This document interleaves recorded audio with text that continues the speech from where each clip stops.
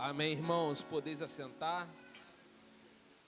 Pode ligar a luz, pode chamar as crianças aqui na frente para a gente fazer uma oração.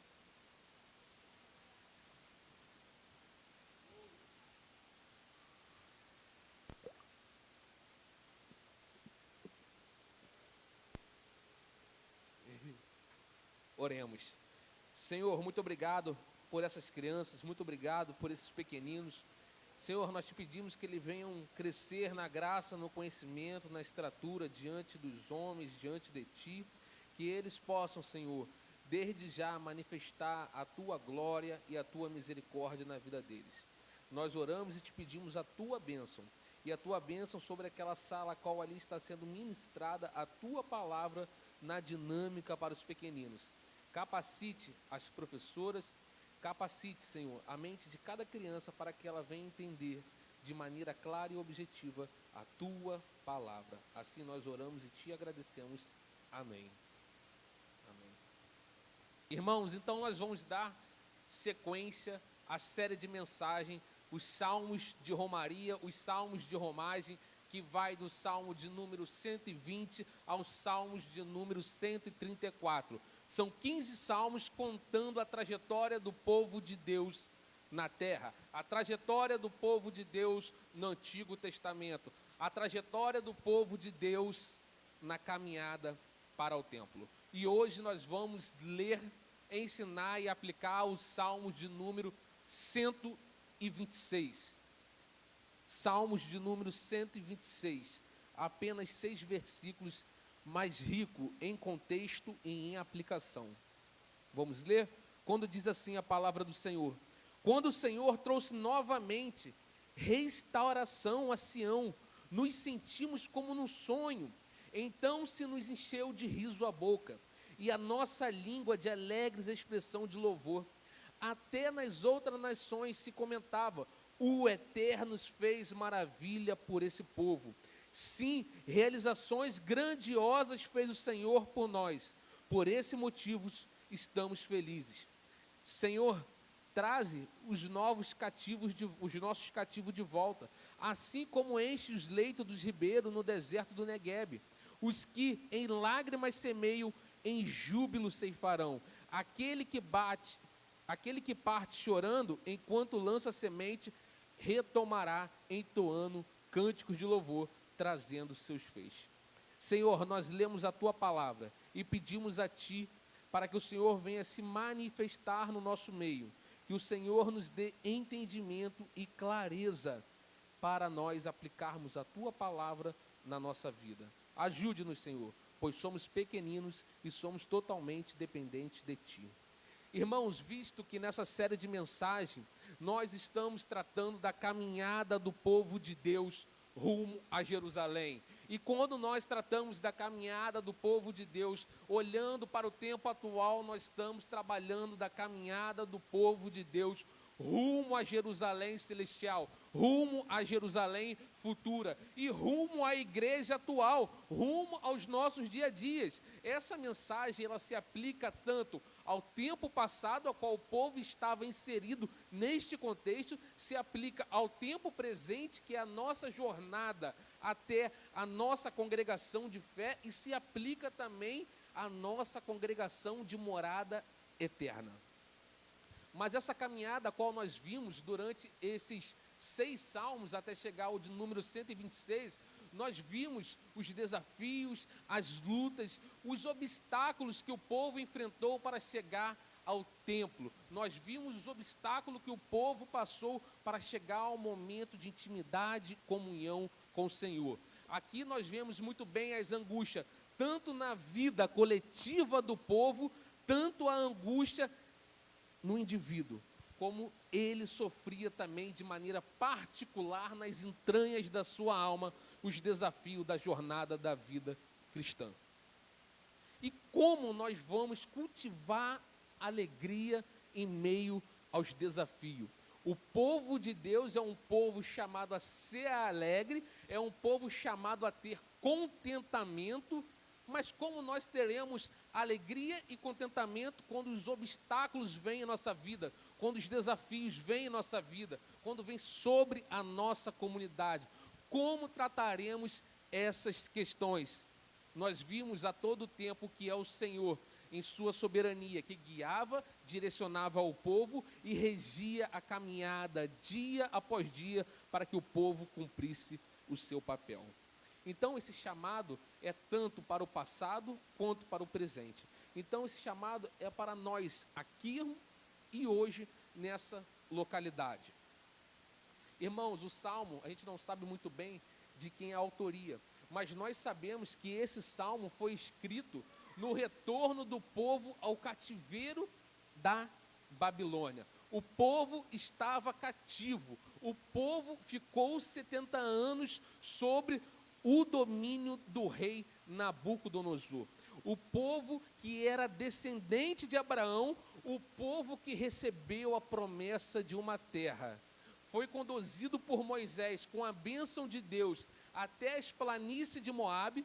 Moisés, ele vem a falecer, então o Senhor, ele levanta Josué para dar continuidade a essa jornada, porque o Senhor tinha prometido ao seu povo terras e moradia. O Senhor tinha prometido ao seu povo que eles chegariam na terra prometida, não pelos seus méritos, por mais que eles fizessem, mas era o Senhor que guiava o seu povo.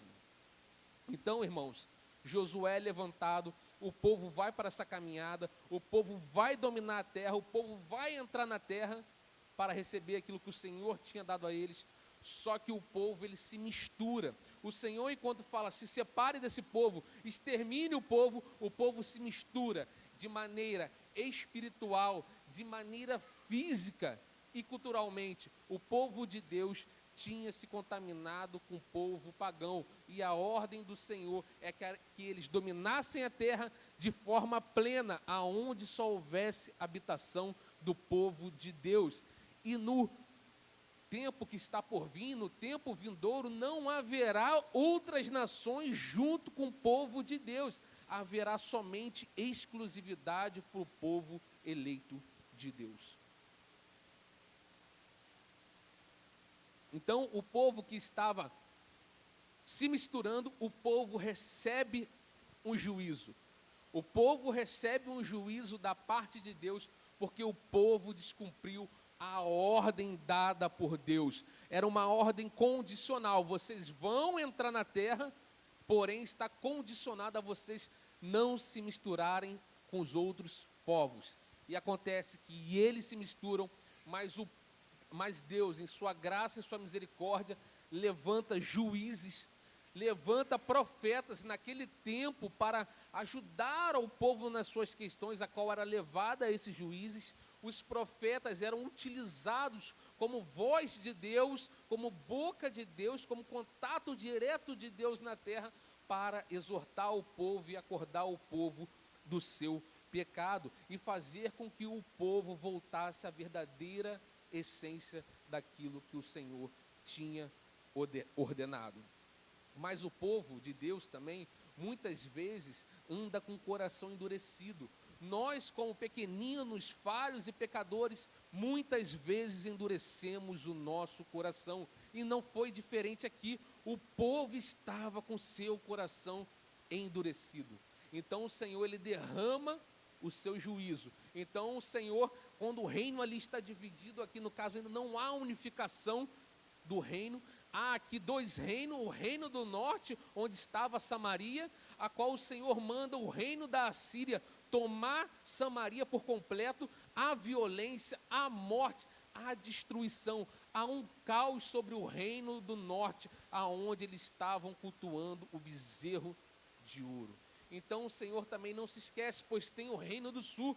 O reino do sul estava na Judéia, e a Judéia também estava completamente contaminada pelo pecado, seja na sua esfera civil, seja na sua vida no dia a dia. O povo só queria viver de maneira imoral, o povo só vivia de maneira pecaminosa, o povo até mesmo no dia de culto ao Senhor, o povo pecava contra a santidade de Deus, e o Senhor já estava farto até mesmo de receber o culto por parte do povo. Então, é quando o Senhor levanta Jeremias e Jeremias anuncia 70 anos de cativeiro.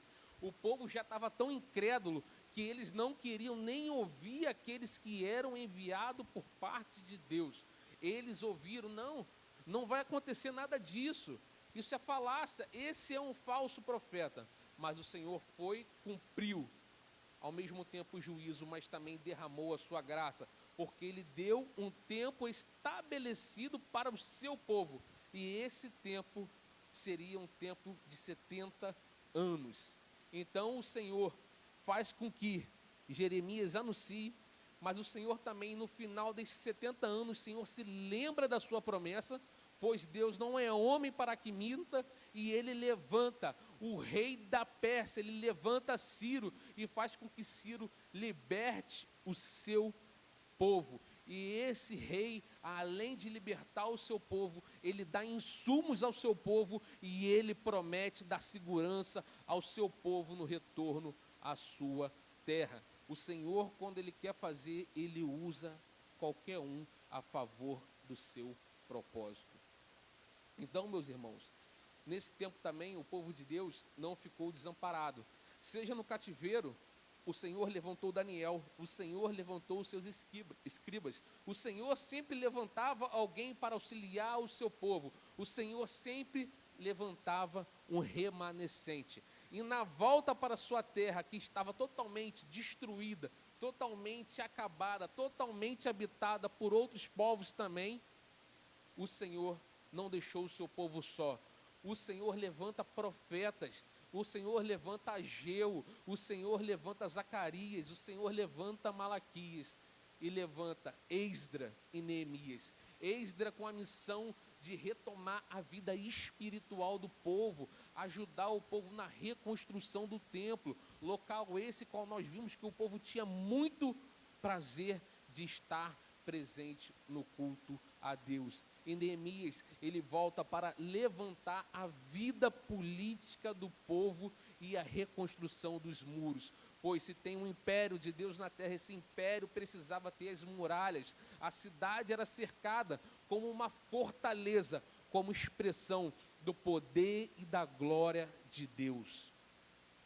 Irmãos, realmente esse cenário é caótico, realmente esse cenário é triste, realmente esse cenário aqui estava totalmente desconfigurado do propósito de Deus.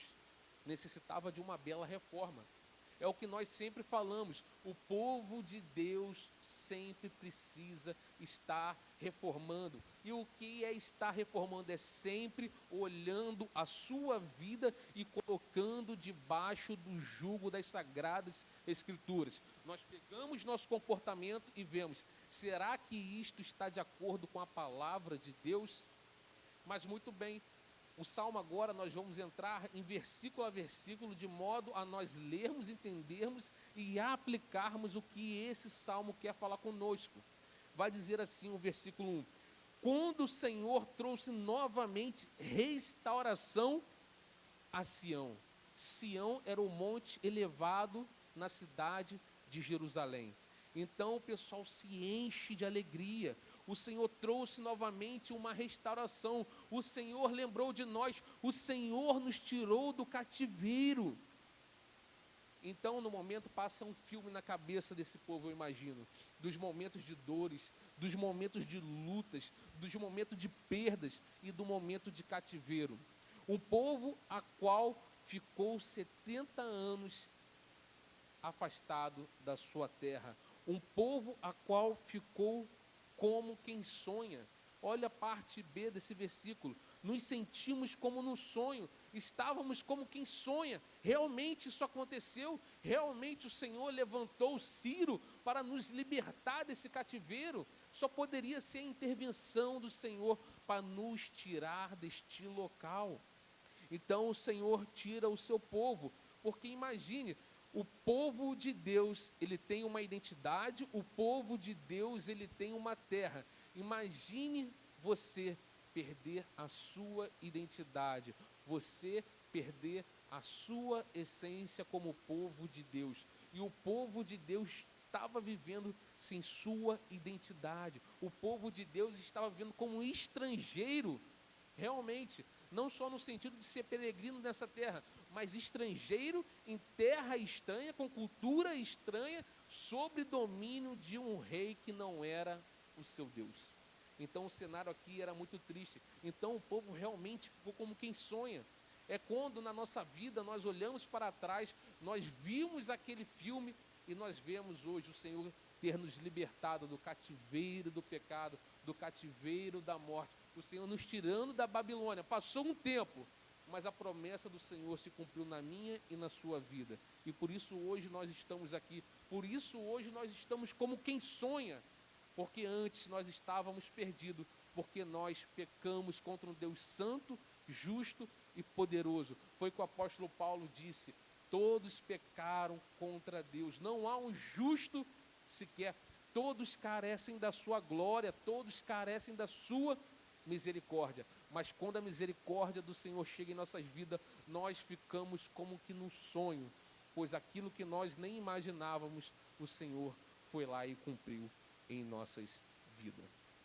Então, meus irmãos, agora no versículo 2 vai dizer que se encheu de riso a boca do povo e a nossa língua de alegre expressões de louvor. Até nas outras nações se comentava: o Eterno fez maravilha por esse povo. Meus irmãos, realmente, como aquela música, a Babilônia não é seu lugar, a Babilônia não é local do povo de Deus, o pecado não faz parte do povo de Deus, pois aqueles que estão em Cristo Jesus receberam uma nova natureza, aqueles agora são filhos da luz, já não mais há trevas no seu ser.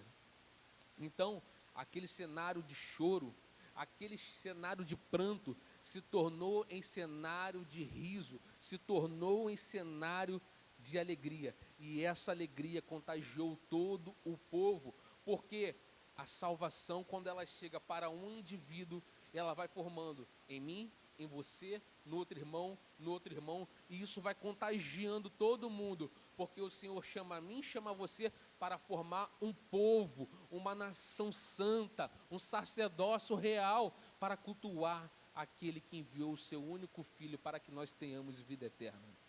Então, essa é a alegria que contagiou o povo entendia: olha, o Senhor fez grandes coisas por nós, o Senhor nos libertou daquilo que nós mesmos praticamos contra Ele, o Senhor derramou o seu juízo, mas Ele deu a sua graça, porque ali o Senhor vai e resgata o seu povo, e contagia todo o povo de Deus.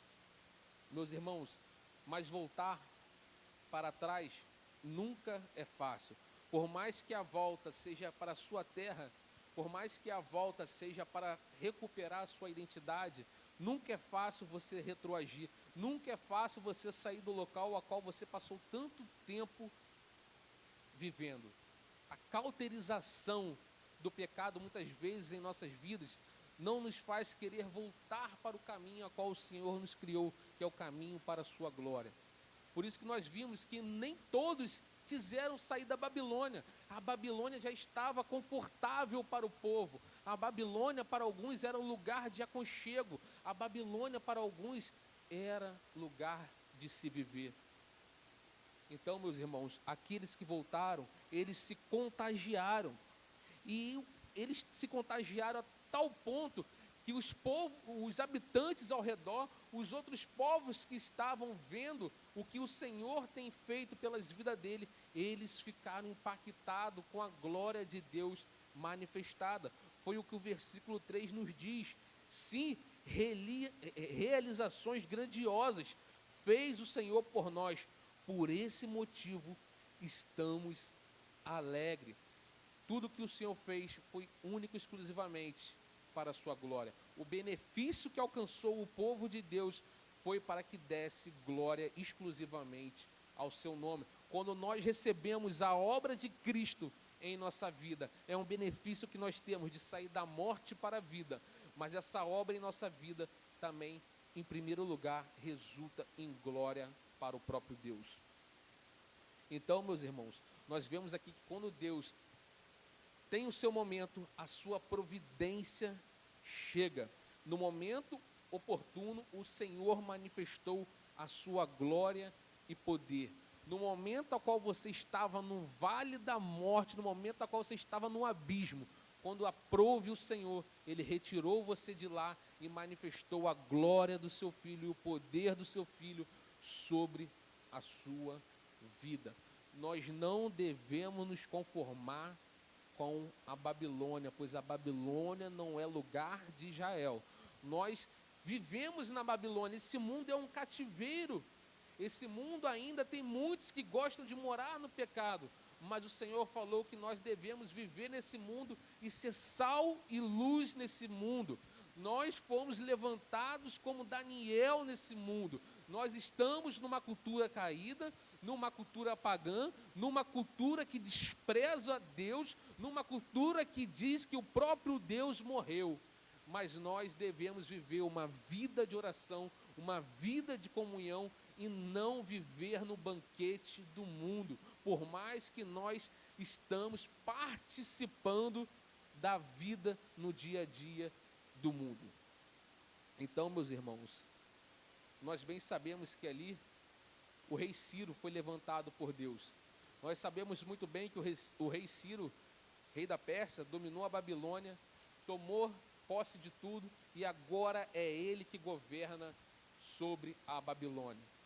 Nós vamos ver até achar que é mérito do homem, mas quando nós muitas vezes olhamos e achamos que é um homem que fez, por trás disso tudo é a mão de Deus conduzindo toda a humanidade para o seu propósito. Foi Deus quem conduziu a mão do rei Ciro a assinar o decreto de libertação. Assim como o Senhor conduziu o faraó debaixo de humilhação, mostrando que ele é soberano sobre todos os outros deuses a qual eles acreditavam, o faraó, ele teve que ter o seu coração ao mesmo tempo endurecido pelo Deus, mas também quebrantado pelo próprio Deus para fazer a sua vontade, porque a vontade de Deus permanece soberana a qualquer outra vontade. Por isso, quando nós formos orarmos, Senhor, se possível, faz igual o filho, afasta de mim esse cálice, mas todavia seja feita a tua vontade.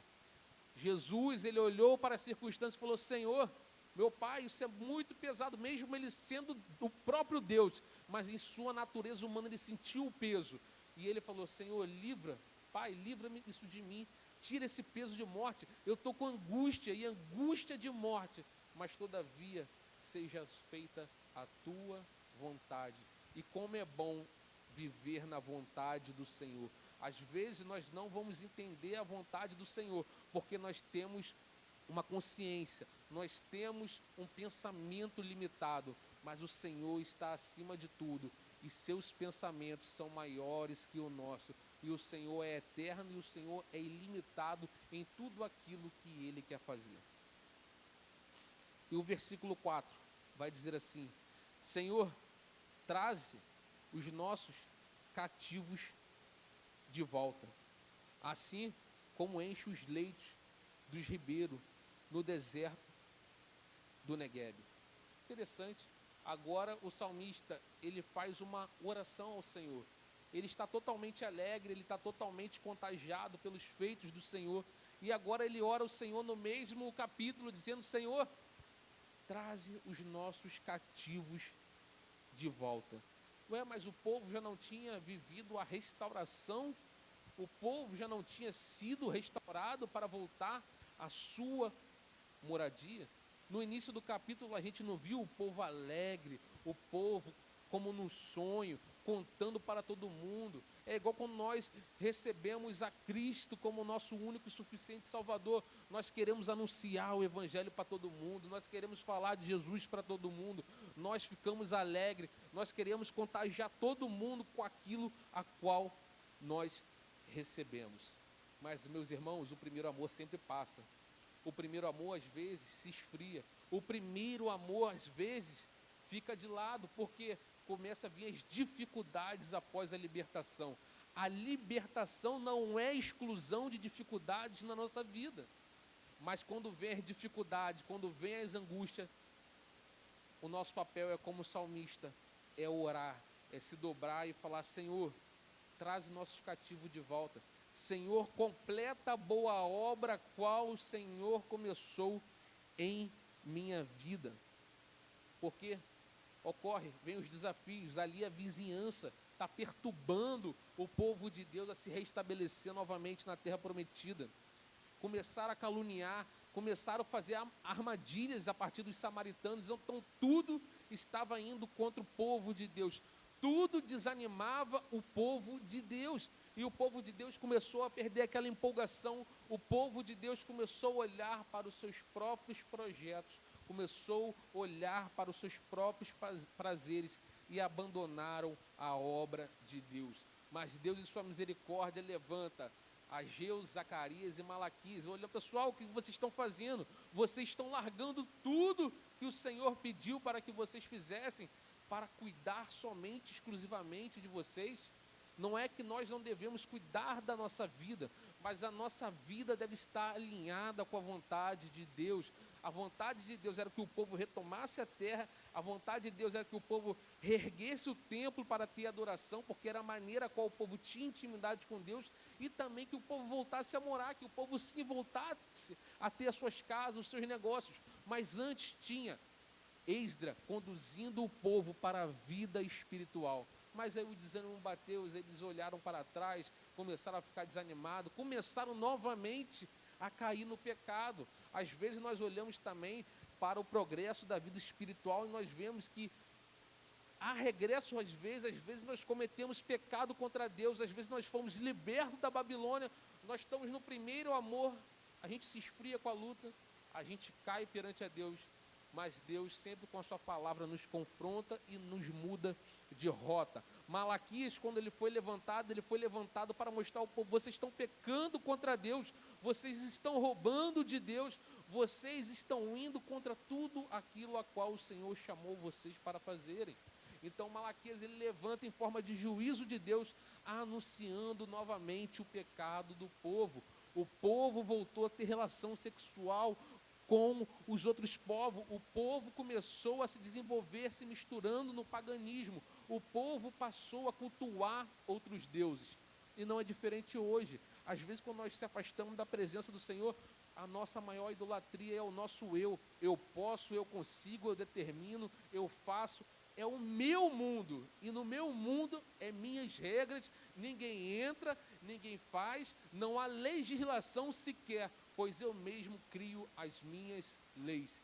E é esse mundo e é essa geração a qual nós estamos vivendo. E quando nós levamos a palavra de Deus, que antes de nós pregarmos ela vem sobre nós, as pessoas ficam olhando abismadas. Como assim você pode falar? Quem é você? Eu tenho a minha verdade, eu tenho as minhas leis, mas quando nós pregamos com verdade e sinceridade, nós estamos falando da lei que rege a minha e a sua vida. É a lei que rege todo o povo de Deus. E no mesmo versículo 4, é interessante nós pensarmos sobre o Neguebe.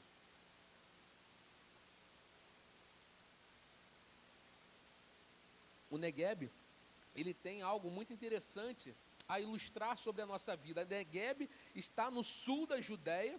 O Neguebe é uma região desértica, é uma região árida. É como se você fosse para o sertão e visse o solo todo trincado, todo seco. E assim que o povo olhava as circunstâncias, estava tudo seco, estava tudo sem frutificar. Como é que agora vai frutificar? Como é que agora eu vou semear? Está tudo seco. Senhor, restaura por completo a tua obra em nós, traz um frescor, traz um refrigério, porque a maior parte do tempo está difícil, a maior parte do tempo é luta, a maior parte do tempo é choro, a maior parte do tempo é pranto. Aonde está o frescor e o bálsamo que vem do Senhor? Mas aquela região tinha uma determinada época do ano, quando se acumulava muita água em cima das montanhas, ela vinha como correntes que desciam e inundava todo o deserto. Lugar onde tinha sequidão começa a ter vida. Lugar aonde não tinha vida começa a brotar. E as pessoas começam a confiar, porque o Senhor, ele não falha. Às vezes o cenário é triste, às vezes o cenário é caótico. Às vezes nós olhamos para o cenário e ficamos muito tristes. Mas nós temos que confiar no Senhor. Porque assim como as torrentes do Neguebe, elas obedeciam à ordem natural estabelecida por Deus, muito mais será conosco, que temos a palavra de Deus para plenamente, mesmo em momentos de tristeza profunda da alma, mesmo em momentos de dores, confiar que o Senhor irá prover e trará frescor e refrigério em nossas vidas. E é isso que o versículo 6 vai nos mostrar, versículos 5 e 6. Os que em lágrimas semeiam, em júbilo ceifarão. Irmãos, o terreno estava horrível. A nossa vida às vezes está realmente horrível. Às vezes a gente fala, está horrível, está ruim. Às vezes até acha, pô, será que eu estou pecando contra Deus porque a graça de Deus está derramada sobre minha vida? Eu sou um salvo, eu sou um regenerado, eu sou um eleito. Mas a situação está difícil. É luto, é dívida, é dores, é situações, é problemas conjugais, é problemas com o filho. Está tudo muito ruim. E agora o que a gente vai fazer? Está tudo seco. O terreno da minha vida está árido. Mas não tinha jeito. Independente do tempo, as torrentes do Neguebe vinham.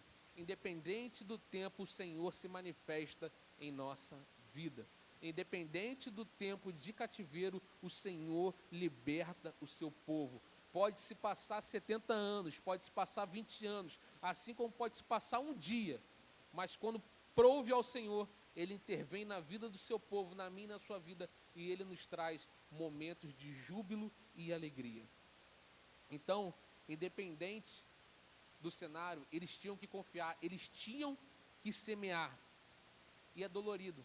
Às vezes a gente faz a obra de Deus assim, às vezes a gente caminha na nossa vida assim, com lágrimas nos olhos. Nós temos que continuar marchando, nós temos que continuar fazendo a nossa vida. Muitas vezes triste, coração partido, angústia, depressão, ataque de pânico, isso bate na vida do cristão, pensamentos de morte, chorando, mas marchando, porque a gente acredita que assim como as torrentes do Neguebe invadiam aquele deserto, o Senhor invade a aridez do nosso coração e das nossas situações. E o versículo 6 vai dizer assim: aquele que parte chorando enquanto lança semente, retomará entoando cânticos de louvor, trazendo seus feixes. Na caminhada pode bater incerteza, na vida cristã bate incerteza, na vida da comunidade bate incerteza, no nosso relacionamento como marido, como esposa, bate incerteza, no nosso relacionamento como um pai, como um filho, nosso relacionamento como funcionário, como patrão, seja qual tipo de for o relacionamento, bate incerteza. O relacionamento entre o homem e a confiança de semear aquela semente numa terra árida bate incerteza, pois o cenário era desfavorável.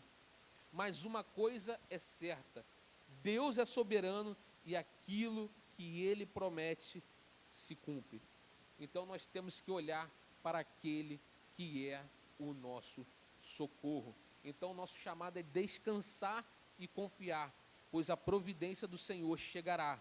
Por mais que o caminho fosse de choro, o resultado da confiança no Senhor é o pranto virá em riso. E vamos caminhar para o final. Nós vamos fazer aqui 4 aplicações para a nossa vida no dia a dia. Nós vimos aqui o contexto que o povo estava inserido e agora nós vamos ver o contexto a qual nós estávamos inseridos e o que o Senhor nos chama a aplicar.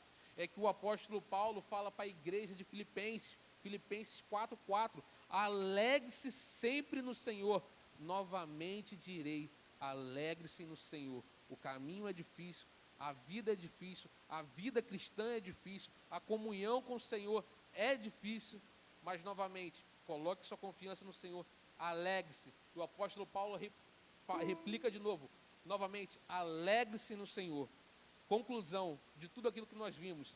Primeira conclusão, nós estávamos cativeiros de Satanás, nós estávamos na cela da morte. Satanás nos levou por conta do pecado cativo à condenação e à morte eterna. Como foi dito, nós pecamos contra um Deus justo, contra um Deus santo, contra um Deus que nos deu um jardim para cultivar e tinha dado uma ordem para nós não comermos do fruto, mas os nossos representantes desobedeceram aquela lei moral estabelecida por Deus em sua consciência e o pecado entrou na humanidade. Mas o Senhor, na sua bondade, na sua misericórdia, na sua graça, ao mesmo tempo que Ele afasta o povo do jardim, ao mesmo tempo Ele liga novamente o seu povo em comunhão com Ele, pois Ele promete que virá aquele que esmagaria a cabeça da serpente. Por mais que Ele sofresse, pois era necessário Ele padecer, Ele ser homem de dores. E nós também, como os pequenos Cristo, nós somos homens de dores, mas nós fomos libertos do cativeiro de Satanás e nós temos certeza da salvação em Cristo Jesus. Segundo ponto, viva a alegria da salvação. Peça ao Espírito Santo para todo dia Ele te dá um regozijo de ter a certeza que você é uma pessoa salva e regenerada por Deus. Se contagie, se encha do Espírito, e no meio do povo verão grandes coisas ser manifestas por parte de Deus. E nós juntos, em um único cântico, celebraremos aquilo que o Senhor tem feito na minha e na sua vida e na nossa vida em comunidade. Terceiro, as circunstâncias da caminhada cristã não é fácil. O primeiro amor se esfria, o primeiro amor é como uma névoa, rapidamente se dissipa, rapidamente acaba. As dificuldades batem na porta, mas fique tranquilo, assim como foi dito, o nosso Redentor vive, o meu Redentor vive, o seu Redentor vive, e é nele que nós temos que ter esperança, e é nele que nós temos que ter de bom ânimo, pois ele venceu o mundo, ele foi assunto aos céus, mas ele deixou o seu Consolador para nos guiar nessa jornada, por mais que seja de dores. Última aplicação, irmãos, continue fazendo a obra do Senhor, não só na igreja, continue semeando no seu dia a dia, continue semeando no seu casamento, continue semeando no seu trabalho, continue semeando em todas as esferas da sua vida. Não pare, mesmo com o choro no rosto, a providência do Senhor virá. A maior delas já veio, que foi Cristo na cruz do Calvário, mas o Senhor ainda continua dando providência e refrigério para o seu povo. Então erga a cabeça, confie nele, que ele pode fazer o seu pranto se tornar em sorriso, o seu luto se tornar em vida, a destruição do seu casamento se tornar em um casamento alegre, a destruição da sua família se tornar uma família de domingo, comendo um frango assado e tomando uma coca junto. Então o Senhor pode fazer tudo isso. Ele fez na minha vida, fez na sua vida. Nós passamos dificuldade, nós passamos tristeza, mas Ele pode restaurar todo um quadro. Mas às vezes a gente está aqui, às vezes a gente prega também, mas às vezes está semeando, está pregando, mas chorando, porque a nossa caminhada é assim, é uma caminhada de choro, mas é uma caminhada também de esperança. Vamos a um louvor e depois a uma oração. Quero ser como criança, te amar pelo que és,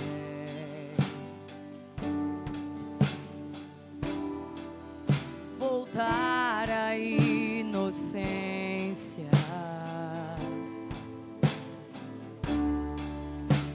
e acreditar em ti.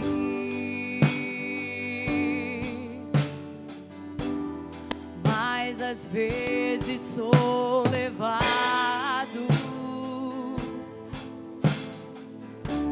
pela vontade de crescer,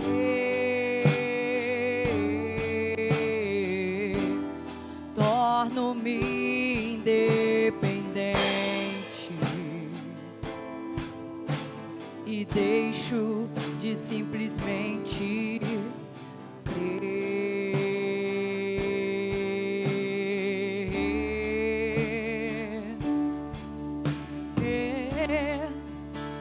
Não posso viver longe do teu amor, Senhor. Não posso viver longe do teu afago, Senhor.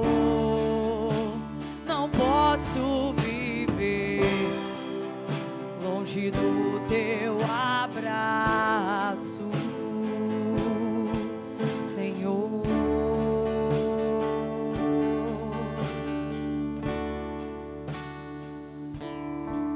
Amém, irmãos. A gente já falou assim, Senhor, abraça-me. Então vamos ficar de pé, vamos orar.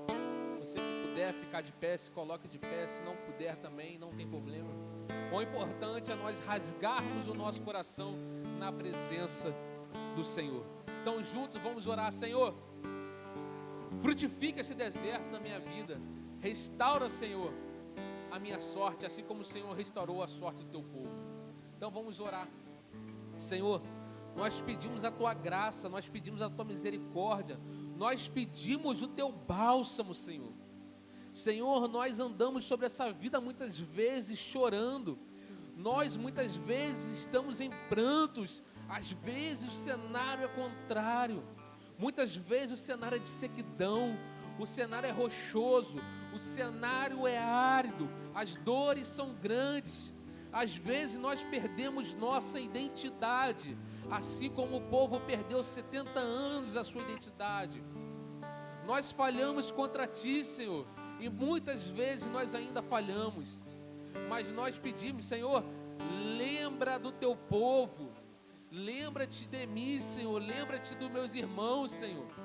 Se há alguém aqui com alguma angústia na alma, com dores de luto, com dores de perda, com dores de divórcio, com dores de aflições, Senhor, nós te pedimos, traga um refrigério, traga um bálsamo, Senhor. Se há alguém com dores na vida financeira, Senhor, traga alívio, Senhor. Restaura a sorte do teu povo, Senhor. Assim como o Senhor enviaste o teu filho como providência, envie a providência necessária para o tempo necessário, Senhor. Envie, Senhor, a providência sobre essa igreja, Senhor. Por mais que às vezes nós olhamos, o cenário é doloroso, o cenário é de choro, é de pranto, mas nós estamos aqui marchando e semeando, acreditando, como as torrentes do Negueb obedeciam a sua voz, nós obedecemos, porque uma hora a sua provisão chega e nossa boca se encherá de riso, a igreja do Senhor será contagiada com os testemunhos coletivos e individuais, porque até aqui o Senhor nos ajudou, Ebenezer. A tua graça, a tua misericórdia, que a tua Shekinah venha inundar a nossa vida, que a tua presença venha ser constante. Nós não queremos viver na Babilônia, pois a Babilônia não é o nosso lugar. Tire o desejo de viver dos pratos que o mundo oferece. Daniel tinha banquete na Babilônia, mas ele negava em prol de se santificar perante ao Senhor. Nos ensina, Senhor, viver nesse mundo, ver esse banquete, mas negar a Ele, porque nós queremos se apresentar como obreiro santo, aprovado e fiel ao Senhor, Senhor. Nos ajude nessa caminhada, nos ajude nesse cativeiro, pois nós ansiamos pela Jerusalém celestial. Nós ansiamos, Maranata, a hora vem, Senhor Jesus. Senhor, nos dê também a alegria de viver a salvação nesse tempo presente. E nós queremos ver a alegria do teu povo. E nós queremos ver vidas transformadas, modificadas através da tua palavra e da intervenção do teu Espírito Santo. É assim que nós oramos e te agradecemos. Amém. Abraça-me,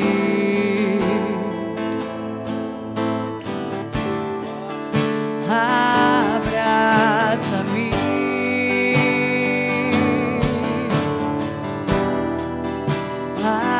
abraça-me,